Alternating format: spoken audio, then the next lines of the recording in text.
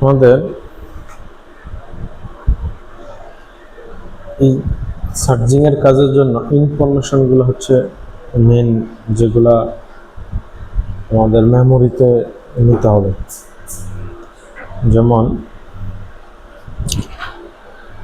IPhone 12 Pro Max পর্যন্ত, এর আগে 5 বা 6 বা 7 এগুলা থেকে 12 Pro Max পর্যন্ত সবগুলার কাজ সেম, এবং ড্রাইভারও সেম, ইভেন আইসির ক্যাটাগরি আছে।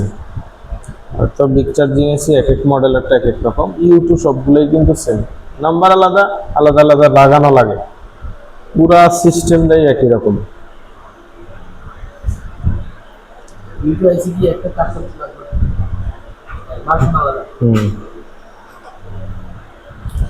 যেমন আমাদের প্রথম দেখতে হবে চার্জিং এর সমস্যাটা কি কি সমস্যাগুলো হয় বিশেষ করে।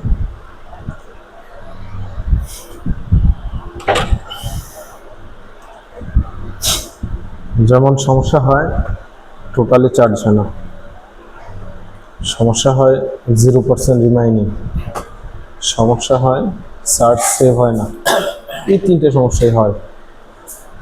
এছাড়া এক্সট্রা এরকম তেমন কোনো সমস্যা আসে না যেটা অন্য কোনো রোগ তৈরি হয়। এই তিনটার বাইরে তেমন কোনো সমস্যা আসে না যেটা অ্যান্ড্রয়েডের মধ্যে আসে। আমাদের আগে আইডেন্টিফাই করতে হবে মানে এখন কোন পর্যায়ে আছে ফোন। ধরেন প্রথম সবচেয়ে বেশি সমস্যা হয় হচ্ছে যেটা 0% রিমাইনিং। যখন আমরা চার্জে দিই, যখন চার্জে এখানে চার্জ হচ্ছে কিন্তু এই খুলে লাইলাম ব্যাটারি ফুল চার্জ, তারপরে 0% রিমাইনিং বা 1%। চার্জে লাগানোর সাথে সাথে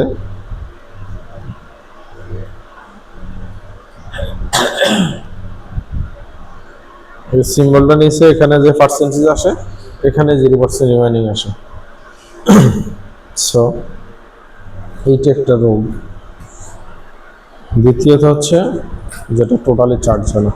আমরা ফার্স্ট শুরু করি যেটা 0% রিমাইনিং। 0% রিমাইনিং যখন আসবে আমাদের কোন স্টেপ থেকে শুরু করতে হবে, সেখানে কিছু ইনফরমেশন লাগবে কাস্টমারের। যেমন প্রথম ইনফরমেশন হচ্ছে এই ফোন কাস্টমার কখনো কাজ করাইছে কিনা, এই একটা। দ্বিতীয় ইনফরমেশন হচ্ছে যেটা কাস্টমার কখনো বুস্ট করছে কিনা, বুস্ট করাইছে কিনা, ব্যাটারি বুস্ট করাইছে কিনা। আর বাকিগুলা নিজেদের আইডেন্টিফাই করে নিতে হবে। যদি কাস্টমার কখনো কাজ করায়, কি কাজ করাবে? ব্যাটারি রিপ্লেস অথবা ব্যাটারি বুস্ট। ইভেন বাজারে অধিকাংশ ফোনে হচ্ছে ব্যাটারি বুস্ট করা থাকে, যেগুলা রিফাবলিশড ফোন কিনে বা সেকেন্ড হ্যান্ড ফোন কিনে। ইনটেক ফোনে কখনো এইরকম সমস্যা হয় না, যেটা এই প্রবলেমগুলো দেখা দেয় খুব কম। যেমন আমরা কাস্টমারের সাথে কথা কমপ্লিট করার পর ফোনটা খুলতে হবে, আমাদের কথার মধ্যে কি হবে দুইটা, একটা হচ্ছে বোর্ড থেকে সমস্যা আর একটা হচ্ছে ব্যাটারি থেকে সমস্যা। এটা বুস্ট করা কি করা না সেটা আমাদের দেখার বিষয় না। আমরা খোলার পর যদি দেখি বুস্ট করা, তাহলে জাস্ট আরেকটা ব্যাটারি চেক করবো, কারণ আলাদা চিপ লাগানো থাকে, দেখামনি আমি, সমস্যা নেই। ছোট্ট এই যে এতটুকু একটা চিপ লাগানো থাকে, আচ্ছা আমার কাছে দেখাবো। ওইটা যখন লাগানো থাকে তখন ওটা নষ্ট হয়, যার কারণে 0% রিমাইনিং আসে। সো কাস্টমারের সাথে আমার কথা হবে দুইটা, এক হচ্ছে মাদারবোর্ড সমস্যা, দ্বিতীয় হচ্ছে ব্যাটারি সমস্যা। বুস্ট করা কিনা এটা কাস্টমারকে আমার বলার প্রয়োজন নেই, যদি হয় বুস্ট করা বা আমরা অন্য ব্যাটারি লাগিয়ে দেখলাম, সেই ক্ষেত্রে অন্য ব্যাটারি দিয়ে ওকে আছে, এর ব্যাটারির মধ্যে কেবল লাগানো, তাহলে ওই কেবল রিমুভ করে চেক করবো। কিন্তু খোলার আগে কিন্তু কাস্টমারের সাথে বিল ভাঙা নিতে হবে। যেমন আমরা কি করি, আপনার ব্যাটারি রিপ্লেস যদি না করা লাগে, আমরা আপনার ব্যাটারি রিপেয়ার করে দিব, এত টাকা বিল করবো। মিনিমাম 2500-3000 টাকা বিল নেই, বিশেষ করে সর্বনিম্ন হইবে। আর যদি ব্যাটারি প্রবলেম হয়, ব্যাটারির রেট হিসাবে আমরা বিল করে মডেল অনুপাতে। সেকেন্ড যেটা করতে হবে, যে অন্য ব্যাটারি দিয়ে চেক করলে বা ওই বুস্ট কেবল খুলে ফেললে যদি ওকে হয় তাহলে তো ওকে। আর যদি বুস্ট কেবল খোলার পরও একই সমস্যা, এই ব্যান্ড নতুন ব্যাটারি দিয়ে একই সমস্যা, সেক্ষেত্রে আইডেন্টিফাই হয়ে যায় মাদারবোর্ডের সমস্যা। ওকে, সো এক্সটার্নাল যে পার্টসগুলো, এক্সটার্নালের ক্ষেত্রে আমাদের কাজের কোনো এরকম ইন্টারেস্টেড না। আমাদের মূল হচ্ছে যেটা মাদারবোর্ডের প্রবলেম। এক্সটার্নাল সব কিছুই পরিবর্তনশীল, কিন্তু মাদারবোর্ডেরটাতে আমাদের আগে হাতের কাজ করতে হবে। আসি আমরা মাদারবোর্ডে। প্রথম অপশন, মাদারবোর্ডে কাজ করার জন্য আমরা নতুন একটা লজিক দিয়ে চেক করব। নতুন একটা লজিক দিয়ে চেক করব। সো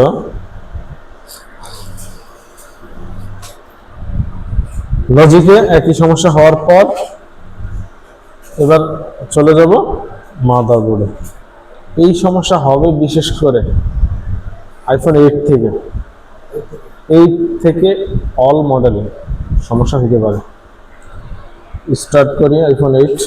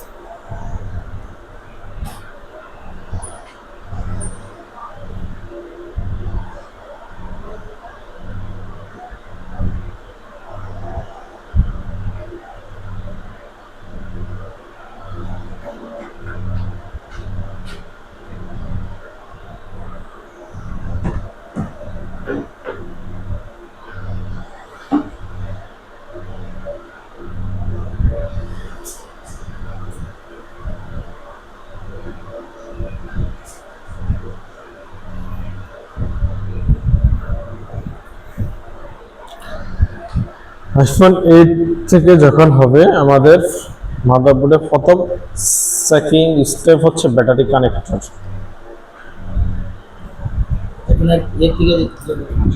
এটা যে কোনো মডেলই হোক, আমাদের প্রথম স্টার্ট করতে হবে এই যে ব্যাটারি কানেক্টর। এটা ব্যাটারি কানেক্টর নাই, এই হচ্ছে ব্যাটারি কানেক্টর।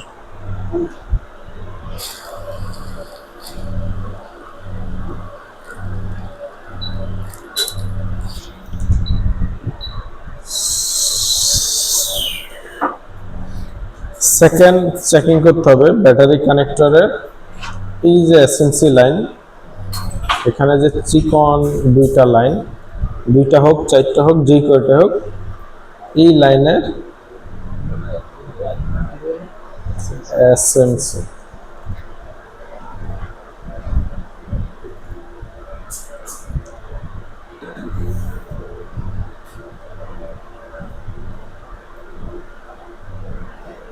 এই যে এসএনসি লাইন I2C0, এই I2C0 SNC ASDA, this I2C line direct CPU তে, এটা হচ্ছে SCL। এই দুইটা লাইনের ডায়োড ভ্যালু চেক করব মাল্টিমিটারে। ডায়োড ভ্যালু যদি ওকে থাকে তাইলে মাদারবোর্ডে তেমন কোনো সমস্যা পাবেন না। আর শুধু সমস্যা হবে ব্যাটারি, বুট কেবল আর ব্যাটারি কানেক্টর আর ব্যাটারি, ঠিক আছে। সো এখানে হ্যাঁ ডায়াগ্রামের যে 690 রিডিং এটা কি গ্যাপ গুলো নাকি হ্যাঁ জিআইগুলো হ্যাঁ দেখি দুটো দুইটা আইটিসি লাইন। হ্যাঁ দুইটাই আইটিসি লাইন। 690 যেহেতু গিয়ারগুলো দুটো কথা লাগবে, হুম দুটো কথা লাগবে। হ্যাঁ প্রত্যেক মডেল হ্যাঁ ওয়েল দেখাতে পারে না। বুঝলাম। 690 গিয়ারগুলো এটাতে ওই লাইনটাতে সোজাভাবে রিডিংটা তো ওয়েল দেখাতে পারে না। কেন ওয়েল আসবো কেন? জয়া মিটারে তো 2700 গিয়ারগুলোর উপরে রিডিংগুলোতে ওয়েল দেখায়। এরকমই ওই মিটারের ব্যাপারে আমার কোনো ধারণা নেই। আমি বুঝি এই ডায়াগ্রামের মধ্যে অথবা অন্য মাদারবোর্ডের মধ্যে আমি মাল্টিমিটারে যখন মাপ দিব যেইটুকু দেখাবে ওটাই তো। ভালোটার মধ্যে আমার এইটুকু দেখাচ্ছে, খারাপটার মধ্যে কি দেখাচ্ছে সেটাই দেখার বিষয়। মিটারে কোন মিটারে কি দেখালো এটা আমার দেখার বিষয় না, আমার সূত্র হচ্ছে এখানে থাকতে হবে। আর মিটার দিয়ে মাইপা বার করি এটা ওই মিসাইলাইনাস বার করি, এটা আমার কোনো সাবজেক্ট না। সাবজেক্ট হচ্ছে এখানে যা বলছে তাই আমার হইতে হবে। কথা বোঝা গেছে? কোন মিটারে কি দেখাইলে এটা তার আমরা মিটার এত মিটার তো জাস্টিফাই করতে পারবো না, কারণ হাজার হাজার কোম্পানি আছে। মূলত হচ্ছে ইন্টারন্যাশনালি কোন মাল্টিমিটার ইউজ করে সেইটা ফোকাস করতে হবে। কোম্পানি দামি করতেছে, আমার সামর্থ্য না, আমি কম দামি করবো। অধিকাংশ ডায়াগ্রামে কোন মিটার ইউজ করে সেটাই ফোকাস করতে হবে, ঠিক আছে। এই হচ্ছে বিষয়। আমরা প্রথম চেক করব কি battery connector, okay. Second just GR value. 3 number check করতে হবে এই লাইনে 1.8 ভোল্ট থাকবো, all I2C line SDSCL 1.8 volt must be থাকবে। দেখি এমন কোন পরে এইটা করবে হচ্ছে 1.8 ব্যাটারি লাগানো অবস্থায়, এবং ব্যাটারি বা পাওয়ার সাপ্লাই লাগান কোনো সমস্যা নেই। এখন এইখানে ব্যাটারি লাগানোর পরে আপনি কেমনে চেক করবেন? এখানে অন্য জায়গায় যে লাইন সংযোগ আছে সেখানেই করতে হবে। এই ফোনগুলোতে বেশিরভাগ সমস্যা হবে কি, এই যে দুইটা মসফেট আছে, ঠিক আছে, এগুলোই আলগা হয়ে যায়। যেমন কেন আলগা হয়? এই অপোজিটে যদি কোনো কাজ করে, চার্জিং এর কাজ করতে পারে, অডিও এর কাজ করতে পারে, লাইটিং এর কাজ করতে পারে, ডব্লিউটি এর কাজ করতে পারে, আলগা গামে প্রেসারে লুজ হয়ে যায়, তখন এই সমস্যা দেখা যায়।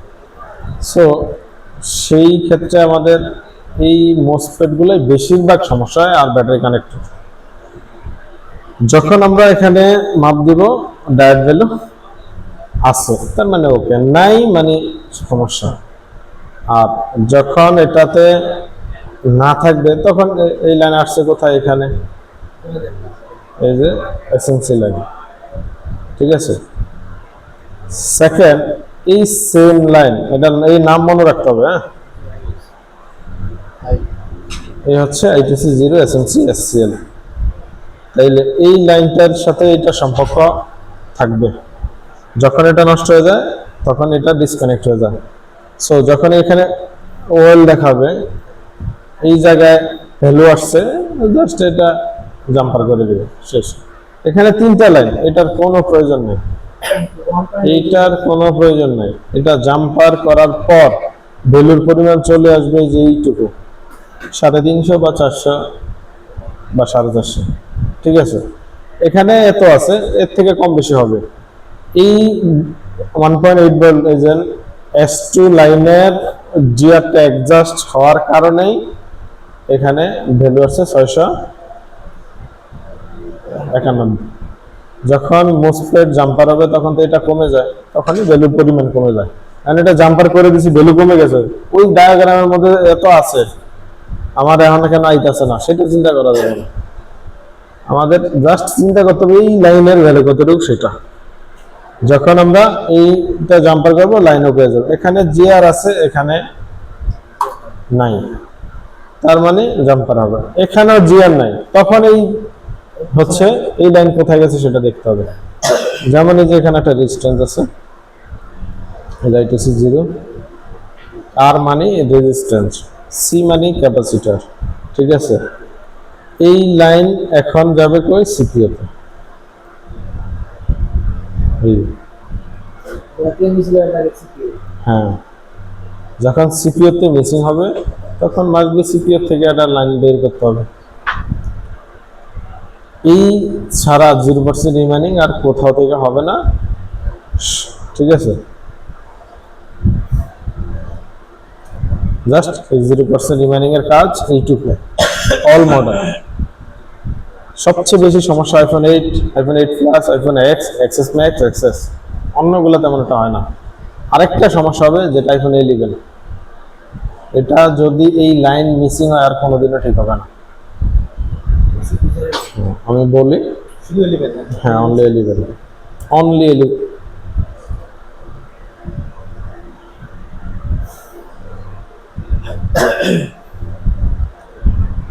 এই হচ্ছে এসএনসি লাইন।